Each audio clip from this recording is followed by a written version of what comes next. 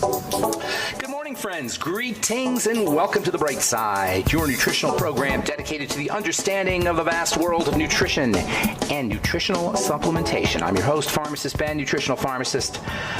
From Boulder, Colorado, I use nutritional supplements where other healthcare practitioners use toxic pharmaceutical drugs and sometimes deadly medical procedures. If you suspect that there are natural nutritional roads to your vitality and health and well-being and to addressing your health challenges, whatever they may be, but you don't know where to begin, you have come to the right place. As you listen to The Bright Side every day, you are more and more in control of your body. You are more and more knowledgeable, and you know you can overcome any health issue. That's why we're here every day on The Bright Side, helping clear up the sometimes confusing world of nutrition and nutritional supplementation. Over the last 30 years of practicing pharmacy, I have seen drug-free recoveries from diabetes and hypertension and obesity and skin diseases like psoriasis, eczema, rosacea, acne, digestive ailments, autoimmune issues of all kinds. Recoveries that by the standards of modern medicine can only be called a miracle.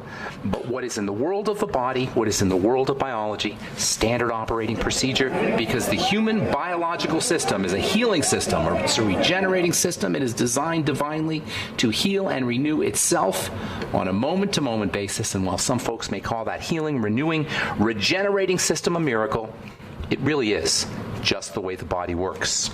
If you have questions about health or nutrition or prescription drugs, if you want to wean yourself off your meds and get on a good nutritional supplement program, if you have a success story you'd like to share, if you've got questions about formulations, ingredients, something you may have heard about, something you may have read about, skin health questions, questions about our Truth Skin Health products, we welcome your phone calls on The Bright Side, 844-236-6010, 844-236-6010. If you just want to contribute to the conversation, we'd love to hear from you. 844-236-6010 is our number on The Bright Side. Try to call in early so we can squeeze in as many calls as possible at 844-236-6010.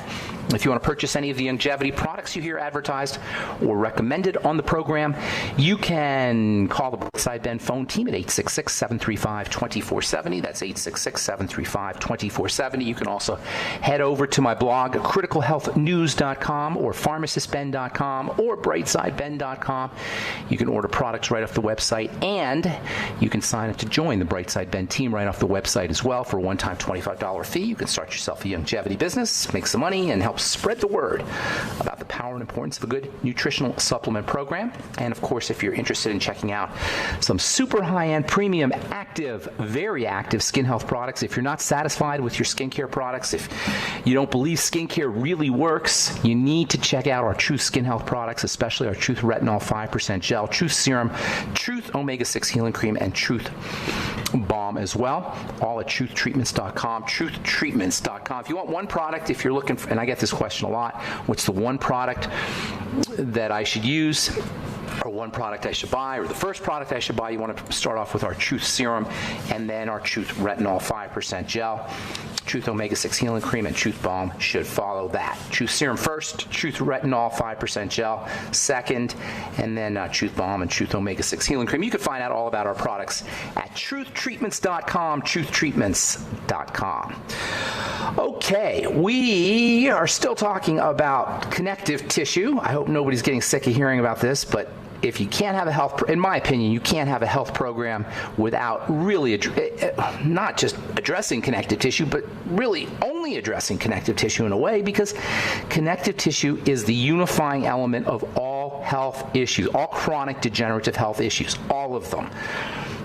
We've been talking about various subjects that relate to connective tissue, including heart disease and interstitial cystitis in the skin, and I'm not going to. There's a lot more I want to say about the skin and connective tissue.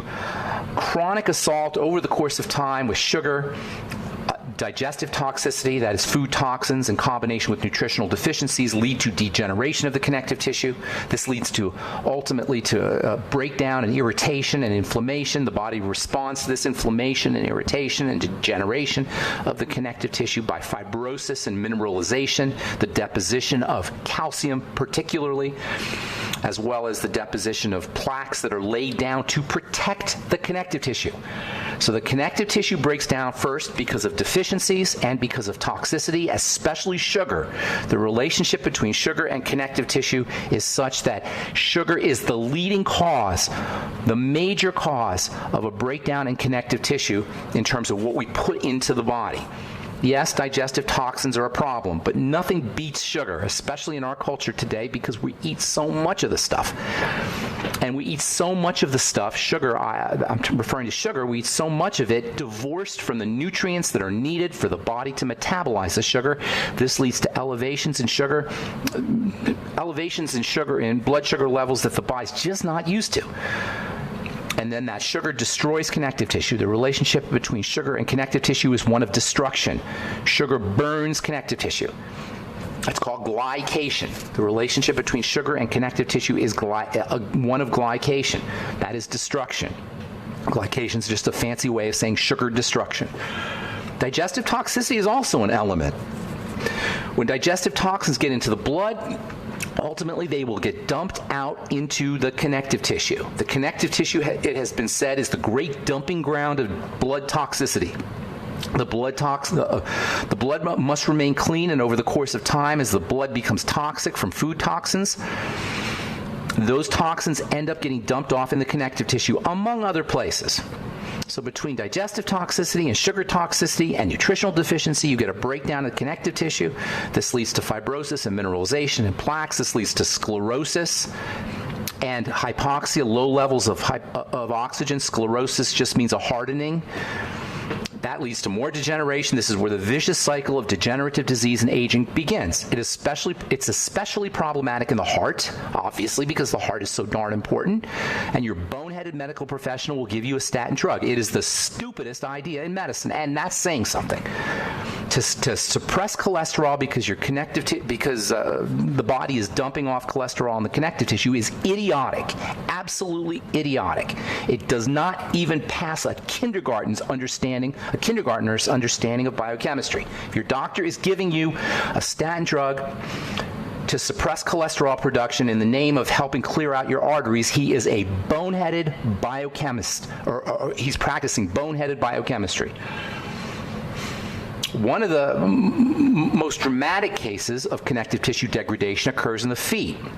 It's called plantar fasciitis.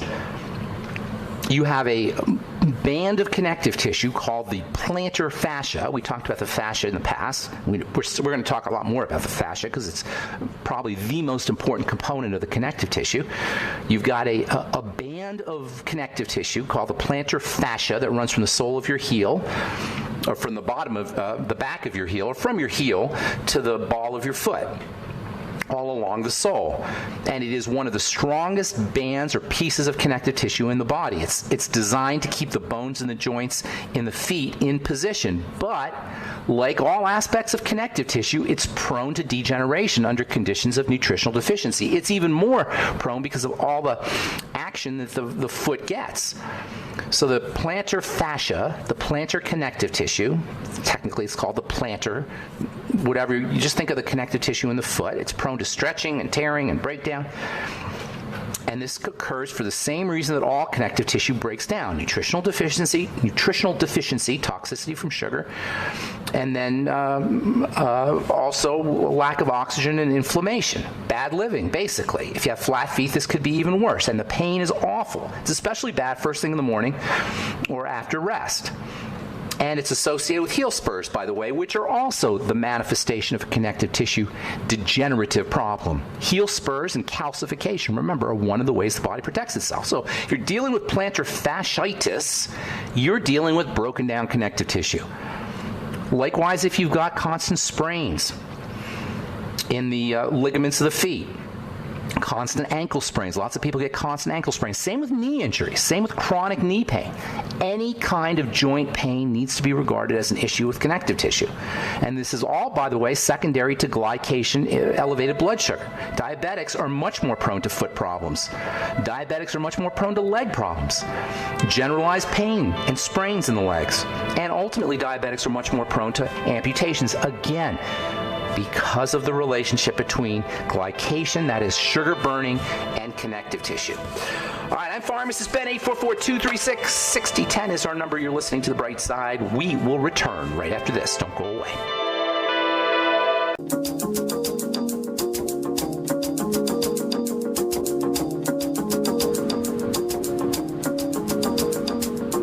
Okay, we are back on The Bright Side. Thanks for joining us. I'm Pharmacist Ben, and we're on the air Monday through Friday, 8 to 9 Pacific, 10 to 11 Central Time, 24/7 on our archive pages at brightsideben.com, also benfuchsarchives.com, and that is a heck of a website. Thank you to Peter in the UK for setting that up, benfuchsarchives.com. You can purchase our Truth Skin Health products at truthtreatments.com, including our Retinol 5% Gel, Truth Serum, Truth Omega-6 Healing Cream, and also our Blemish Repair Complex. I keep forgetting to talk about that. That's my new acne formulation. Also great for detox, made with lots of nutrition. There ain't no window dressing in my Blemish Repair Complex. Window dressing is a technique that formulators use to put a drop of this and a drop of that, and then focus on the drop of this and drop of that in a marketing campaign. I don't play that game. All my formulations are loaded and packed with active material. You shouldn't have to pay for window dressing. You shouldn't have to pay for fillers. You shouldn't have to pay for water or wax or anything your body or skin doesn't need or doesn't want. If you're dealing with acne, check out our Blemish Repair Complex. If you know somebody who's dealing with acne, check out our Blemish Repair Complex. Also, if you're interested in just detox, there's lots of N-acetylcysteine in my Blemish Repair Complex, as well as selenium, the B complex, chromium, and also our proprietary estrogen for helping the nutrients get into the cells. Estrogen is a penetration enhancer. It improves the ability of nutrients to get into the cell. Very high tech, very proprietary, and it's in our Blemish Repair Complex along with selenium NAC, vitamin E, and the B complex, and other detoxification and anti-acne nutrients. You could find out all about it at truthtreatments.com, truthtreatments.com. Also want to remind you to check out my friend Melissa Galladay's phone call. She does every Tuesday, 10 a.m. and 6 p.m. Pacific time. I guess you could call it a phone webinar. Melissa takes questions and also discusses various subjects. Dial in at 408-638-0968. That's 408-638-0968. And then you have to press 579-044-9276 to get on the call. Okay, got lines open, 844-236-6010 for you. We're talking connective tissue, plantar fasciitis, foot problems, neuropathies. These are all maladies that tend to affect folks who have blood sugar problems, diabetics. And you don't have to be diagnosed to be a diabetic, to be dysglycemic. Diabetes is just an official diagnosis, but you could have messed up blood sugar, dysglycemia, without being an officially diagnosed diabetic. This is what we say all the time. It's one of the major ideas of what I call the bright side philosophy. Your diagnosis doesn't matter. You go by your symptoms, not your diagnosis. I got a letter the other day from a gal whose hair is falling out, and she did some research, and she discovered that she was dealing with a disease called telogen effluvium, chronic telogen effluvium. Chronic, that just means your hair's falling out. They give you these Latin diagnoses and they sound all freaky. Chronic telogen effluvium. What the heck does that mean? It means your hair's falling out. If your hair is falling out, it means your body's falling apart. It means your body is under conditions of nutritional deficiency and is probably dealing with low levels of oxygen as well, and probably chronic toxicity. Under these kinds of conditions, resources will be redirected away from the scalp towards the center of the body. This is why our hair falls out. It's a lack of nutrition to the scalp. Now, hormones are sometimes involved, for sure. But for the most part, under conditions of deficiency and toxicity, the body will reroute resources to the center of the body and away from the nails and away from the hair or the scalp and away from the skin. This is one of it may be the most important reason to apply topical vitamins to the skin, especially vitamin C and vitamin A. Under conditions of deficiency, those nutrients, the body's scarce nutrients, will be redirected away from the surface towards the center. The point I'm making is your diagnosis doesn't matter. You go by your symptoms, and don't be bamboozled by Latin terminology. Doctors love Latin terminology that just means it's just basically a description of what's happening in your body. Diabetes is just a term that we use to designate blood sugar that's not being controlled, and it's measured arbitrarily. So you have to have a specific score, and then you're a diabetic. But your body gets messed up before you get diagnosed. Diabetes is progressive. Diabetes or dysglycemia, messed up blood sugar, starts to occur very early, way before you get diagnosed. If you have any problems with elevated blood sugar, if your body's not controlling the sugar and your blood sugar levels are rising, the chances of connective tissue destruction increase because sugar burns connective tissue, glycates connective tissue. And connective tissue is not just about connecting, as we've said. Yes, there's all kinds of things that are involved with connective tissue, all kinds of bodily breakdowns that are involved with connective tissue, from migraine headaches to interstitial cystitis, bladder infections, and arthritis, you name it. However, connective tissue, that is connective tissue that's messed up, inflamed, clogged, broken down, affects lots of other things, especially electricity. This is right in line. This idea of the electrical nature of the connective tissue is right in line with Eastern medicine, Indian medicine, Chinese medicine, which have been talking about the importance of electrical energy and electrical flow through the connective tissue for 5,000 years. Now, they didn't call it electrical flow through the connective tissue. They called it qi.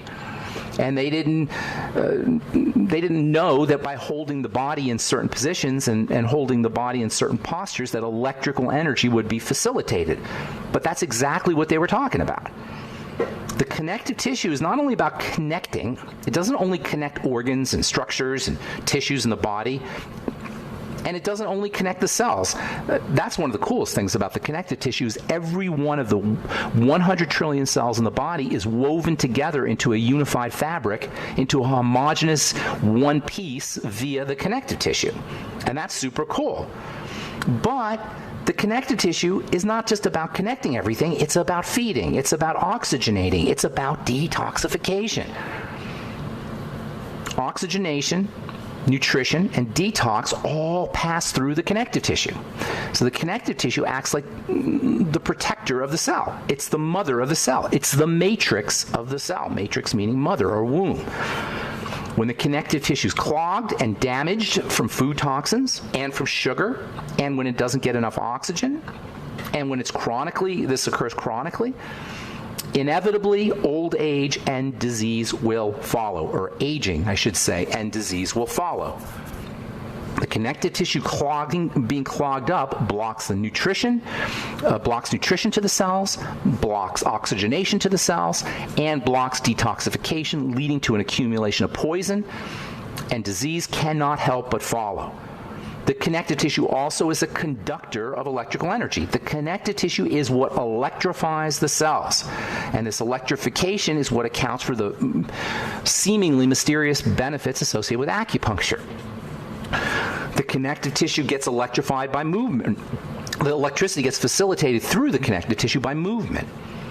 And by the way, if you ever heard of the term redox, R-E-D-O-X, redox, what you're listening to or what you're hearing is the description of this electrical energy that flows through the connective tissue. Redox refers to the movement of electrical energy through the body. There's all of these supplements. There's actually a multi-level company or network marketing company that's selling redox supplements. Redox just refers to the movement of electrical energy. And it's a quantum phenomena, but you don't need to know that when it comes to redox, R-E-D-O-X. Redox is the push-pull phenomena that's associated with electrical energy as it flows through the connective tissue into the cells. I'm Pharmacist Ben. You're listening to The Bright Side. We'll return right after this.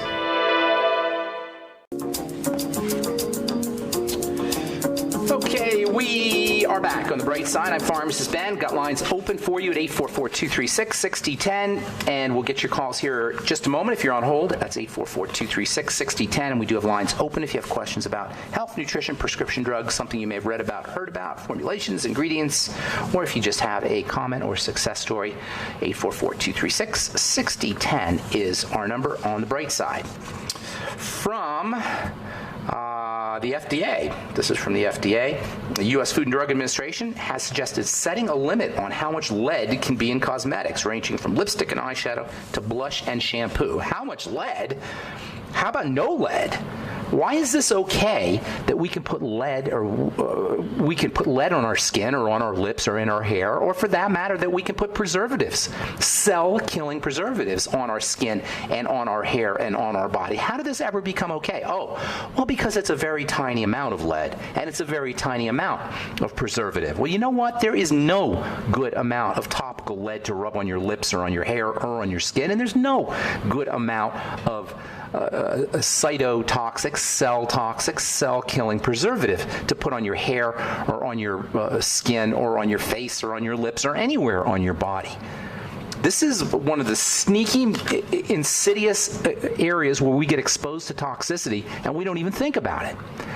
If we're like most people, we are rubbing on preservative and rubbing on toxic ingredients on our bodies every day, multiple times a day. If we're like most people, we're inhaling toxic perfumes and chemicals into our bodies every day. Do you ever walk into those body shop places where they have all the shampoos and the fragrances? Do you know how toxic that is? I feel sorry for the people who have to work in those places, breathing in all that perfume and all those fragrances. They're awful. Awful toxic stores. Even just walking down the detergent aisle at your local grocery store is toxic. If you can smell that stuff, that is not good for you, folks. Anyway, FDA suggests limits on lead in cosmetics. Thank you, FDA. From the journal Gastroenterology, PPIs, proton pump inhibitors, that's like Nexium and Prilosec, cut the risk of warfarin-related bleeding, upper GI bleeding.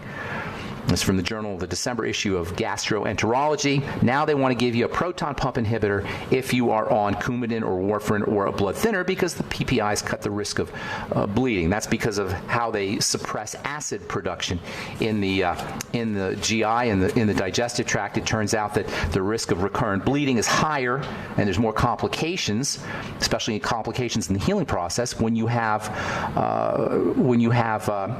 peptic ulcers associated with when you have a ulceration or acid environment associated with your Coumadin and with your warfarin. So by suppressing acid, you suppress the likelihood of bleeding. This is the medical model. We got a problem with warfarin causing GI bleeding. Let's give another drug to minimize the effects or to reduce the likelihood. Drugs to control the side effects of other drugs. This is how the medical model works. And if you understand the nature of pharmacology, you understand that you never want to use a prescription drug for a long period of time, ever. And if you have to take another prescription drug to reduce the side effects of the first prescription drug, folks, that's bad medicine. That's bad healing. Those are not good healing strategies. To take a drug because you got it to suppress the side effects that you're getting from the first drug. Our medical model at work. All right, 844-236-6010. Dave in South Carolina, good morning. Welcome to the Brights. Oh, Dave just went away. Sorry, Dave. Call back, and I apologize. That's my bad. Call back, Dave. We'll get you right up. From the Journal of Clinical Nursing, December 16th. Laughter is good medicine for nursing home residents. I love this. While prescription drugs and surgeries are the mainstays and radiation are the mainstays of the medical model, it turns out that laughter is good medicine, and laughter is non-toxic, and laughter has no side effects. From the Journal of Clinical Nursing, laughter therapy improves the quality of life of nursing home residents. Laughter, social relationships, deep breathing, hot tubs, exercise. These are all great strategies for dealing with disease, for dealing with chronic long-term breakdown of the body. And they're cheap, and they're free, and they don't have side effects. Dave in South Carolina, welcome back. Sorry about that, buddy. How you doing? Hey, Ben. How are you today, my friend? Good morning, sir. What's going on? All right. I've got a friend that just got very sick very quickly, and when they went in, they found out he had, I think, necrosis of the liver. They had to take part of his liver out. Oh, my. How old is he? How old? He's like late 40s. Always been in great health. But no, he couldn't have been in great. If his liver's dying, well, I mean, that's interesting that you said, because it appears like it looked like he was in good health, probably, right? Exactly. The worst part of the problem now is when they inspected further, they found that his gallbladder had fused to his intestines. Oh, my goodness. Okay, so they wanted to remove the gallbladder now, right? I think that was the plan, and it was so bad they couldn't do it. So what can we do for him? Lots you could do. He's got to immediately start controlling his diet. The gallbladder is a digestive organ. It stores bile for processing of fats and dietary and foods, stuff that you eat. Chances are pretty good that the liver issue and the gallbladder issue are related to poor dietary strategies.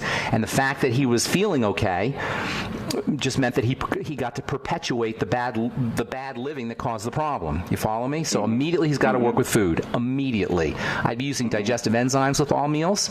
I'd be using extra pancreatin with all his meals. Have him go get lecithin granules. Have him immediately do a food diet, or probably a Suero V cleanse for a couple of days, and then a food diary. This isn't the kind of thing that he's going to turn around right away, but he can begin to turn around right away by focusing on problem foods and helping his body process foods. Also, less food. Caloric restriction is going to be in his interest, and any kind of nutrition he can get without requiring digestive processing is going to be in his interest, i.e. liquid nutrition, soups, chicken soup, bone soup, also smoothies. And by smoothies, I'm talking protein and egg and ground up or blended in a Vitamix or a blender. You can also use, of course, your Beyond Tangy Tangerine and other powdered nutrients in smoothies. I'd also be using a little extra glutamine powder in a smoothie, vegetable juices, Nightly Essence probiotics. You see how we're working here, focusing on food. After that, he's going to want to start working with blood sugar, because sugar is a major reason for liver distress. I'm assuming he's not an alcoholic or anything like that, because that'll really cause liver problems. And I'm assuming he has not been on any long-term prescription drugs, because that will also cause problems with the liver. So assuming those are good, make sure he's using anything he can do to help his body process sugar, supplements for processing sugar, the B complex, selenium, sulfur, the amino acid taurine. Get him on the Bergamax. Go to brightsidehealth.com and get him some Bergamax, or have him get some Bergamax. I haven't talked too much about Bergamax. It's very, very important. The flavonoids in bergamot can be very important and helpful for folks dealing with liver issues. Remember, he's not alone here. 100 million Americans have liver problems. He's in good company. So focus on food, focus on blood sugar metabolism, helping his body process sugar. I would be using also extra liver nutrition, including glutamine powder, which he can put in his smoothie. Also vitamin B12. He may want to get something called liver extract or liver glandulars. Sometimes that can be helpful. Hang on, I'll give you a couple more ideas when we come back from our breaks. Okay. Don't go away. I'm Pharmacist Ben. You're listening to The Bright Side. 844-236-6010 is our number. We'll return with more of your phone calls right after this.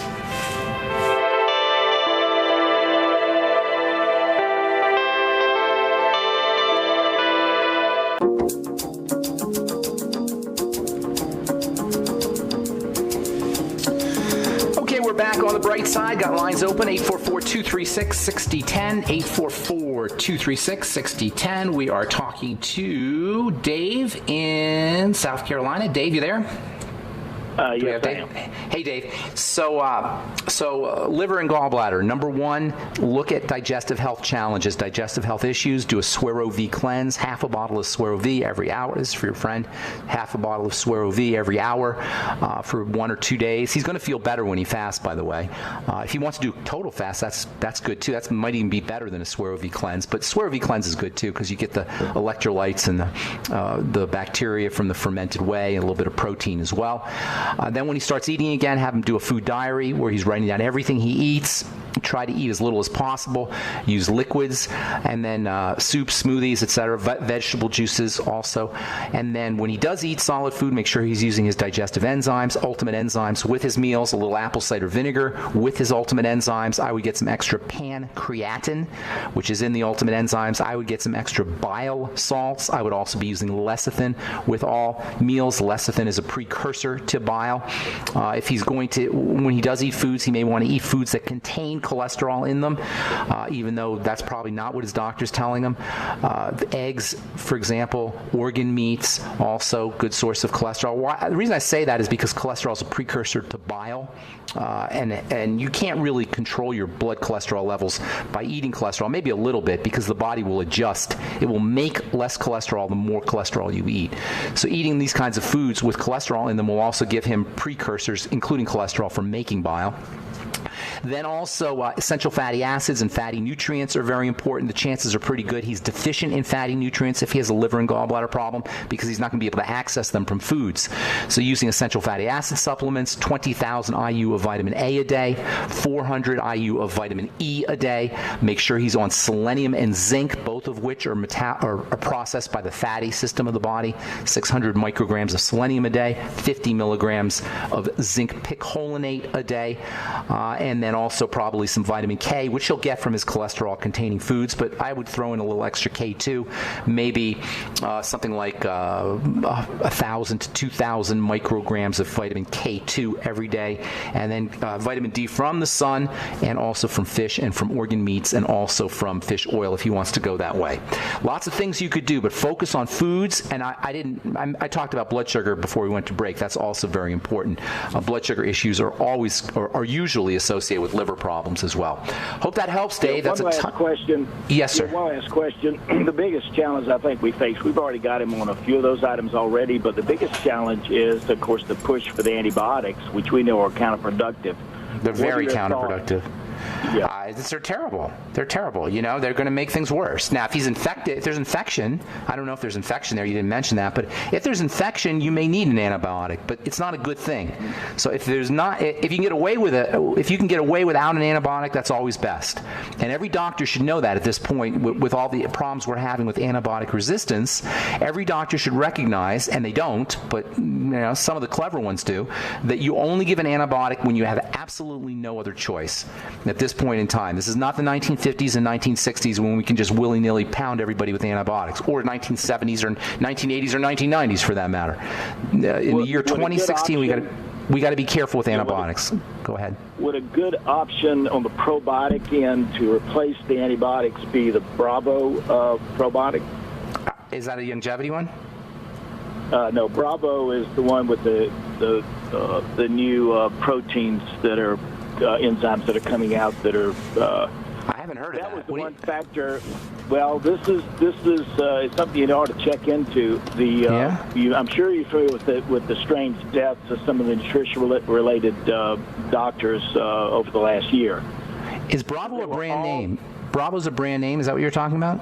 Yes, it is, but it produces the MGAF or the whatever the. It's a peptide. Is it a peptide? A peptide that supports the gut? I believe it is. It's the one they were using to produce the newest anti-cancer therapy, and these doctors that died mysteriously were all involved in this type of research. Oh, I did hear about that. I have heard about that. That's a protein for vitamin D, I believe.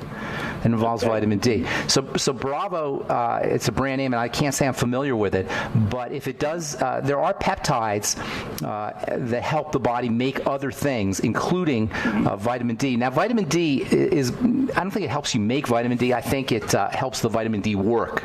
And so I would, that's not a bad one. That's not a bad idea. I have to look more into that specifically. But any probiotic fermented food is going to support the gut. Anything with bacteria.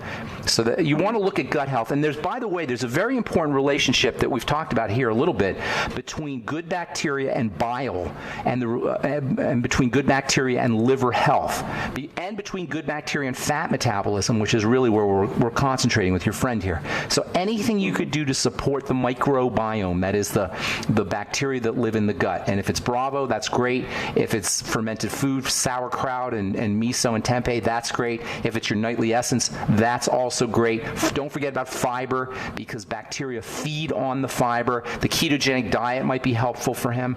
Actually, you know what? I take that back. Scratch that, because he's got these fat problems. So you want to be a little bit easy on the amount of fat that he eats, but certainly fatty nutrients like essential fatty acids and fatty vitamins and minerals, that will help.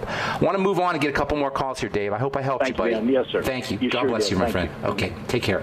So let's see here. Let's go to Jennifer in Wisconsin. Good morning, Jennifer. Welcome to the bright side. Hi, Ben. Hello. How are you? I'm good. How are you? Good. What's going on? How can we help you? Well, I wanted to call you. I was suffering. I'm 40 years old, and I suffered from cystic acne. It got really bad. I suffered for about 5 years, and then I finally went to see a regular dermatologist, and of course, they put me on Accutane. Pharma's. Actually, it's not Accutane. They put me on Atrilin gel for nighttime. It's a retinol. Okay. Of course, there's other garbage in it. Okay. And they put me on a Kanya gel in the morning. It's a benzoyl peroxide with a lot of other garbage in it as well.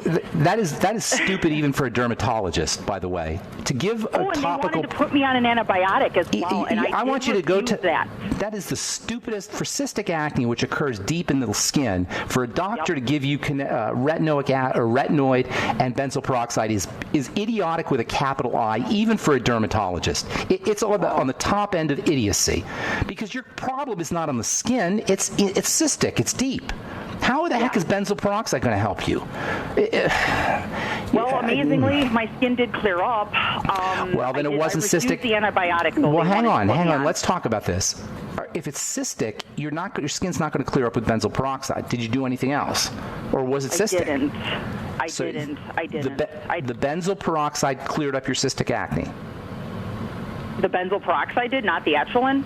No, I'm asking you. I don't know. I'm asking you. Are you saying whatever it was? I honestly, Ben, don't know what did it. I can just tell you this. After I started taking their creams and using it, was August 2014. So I've been on this stuff for 2.5 years. And now your skin looks good. No more cystic acne. It actually really does, yeah. Okay, then there you go. Then you solved the problem. It's not cystic acne then, because the cysts are not where the Atrilin goes. The cysts are on the surface. Cysts are related to the body protecting itself from something. So listen to what I'm saying here. This is real important, Jennifer. The cysts are a sign that the body is protecting itself. And by the way, all skin issues are the result of a protective response and an elimination response. So your body is toxic and it's trying to get rid of something, and it's trying to protect itself from something. How Atrilin gel and benzoyl peroxide could work for cystic acne, I have no idea. Congratulations, that's really awesome. I'm not sure why you're calling if it's working though. So something must be going on. I want to find a more natural alternative. I want to get off of that stuff because I don't like pharmaceutical drugs. I hate them with a passion. I know they're bad. If it's working, you got the solution to your problem. I don't know how it could work personally, and it seems silly to me that they would do that. This is what you need to do, okay? First of all, you got to more than likely have problems with your menstrual cycle, okay? You said you're 40. Are you still have? I'm 40. Okay, I'm pretty regular. Cramping, bloating, anything like that? No, surprisingly, I'm actually pretty good. So here's the deal, sweetheart, Jennifer. You ever hear the saying, where there's smoke, there's fire? Yeah. You know what that means, right? If you have smoke, you got fire. Cysts or smoke. You cannot have smoke without fire. So you have to have other problems going on in the body. You cannot just have cystic acne. You follow me, Jennifer? I do. Okay, so you've got to figure out what else is going on in the body. With cystic acne is not a problem. It's a sign of a problem. I mean, you may think it's a problem, but it's a symptom. It's not the problem itself. It's a symptom of a problem, and your job, if you really want to get off the meds, is to figure out what is causing the problem. I don't know how you can not have other health issues. I don't know how benzoyl peroxide and Atrilin can work for a cystic problem. It doesn't make biochemical sense. It sounds to me like you're missing something. We're out of time, so I can't really help you right now, but if you want to send me an email, I'd love to talk to you. I really would. So if you send me an email, ben@ksco.com, put your phone number. I'll get back to you today or tomorrow. Do it now, and I'll get back to you right away, okay? Okay, because I want to talk to you. I'll send you one. Thanks, Ben. Okay, thanks, Jennifer. Okay. Take care. All right, that's all the time we have for today. I'm Pharmacist Ben. Have a wonderful, beautiful, spectacular day. We will talk to y'all later. Bye for now.